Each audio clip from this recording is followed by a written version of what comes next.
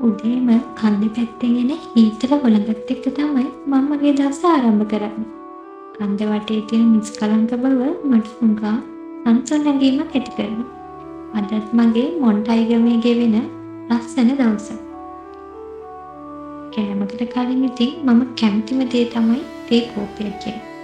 කවුළුවෙන් ඇතුළට රේඩිය වැටෙනකොට උණුසුම් තේ එකක් බොනවා කියන්නේ ඒක වෙනම හැඟීමක්. ඒ මොහොතේම හරි ආසයි. ඉතින් දැන්ම මම මගේ කුකුල් යාළුවෝ ටික බලලා එයාලගේ පිටර එකතු කරන්න යනවා. එයාලගේ හඬ හැමතැනින්ම ඇහෙද්දි මගේ ගෙදර ජීවෙන් පිරුණු එකක් කියලා මට මතක් වෙනවා. මෙන්නේ මගේ අහිංසක හුරතල් පුංචි යාළුවෝ ටික.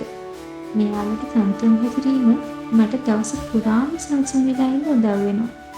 මේ සරල දේවල් තමයි ඉතින් මගේ ජීවිතේ ලස්සන කරන්නේ. මේ බලන්නකෝ මේ හැංගිලා වගේ ඉන්න පුංචි යාළුවා කවුද කියලා. බලන්නකෝ. හරිම හුරතල් වෙනවා එයාට නම් තියෙන්නේ.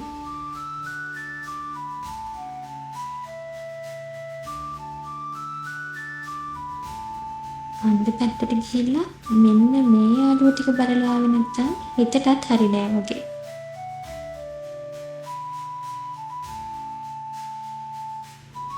මෙතනට වෙලා හවසට ඉර බැහැගෙන යනවා බලන් ඉන්න මං හරි ආසයි. ඉර බැහැගෙන යන ආස දිහා බලන් ඉද්දි මට මතක් වෙන්නේ අද දවසත් ගෙවිලා ඉවරයි නේද කියලා. ඉතින් ගෙවුන අද දවසට ස්තුති කරලා හිතත් මේ වගේ ලස්සන දවසක් ලැබෙන්න කියලා මම ප්‍රාර්ථනා කරනවා.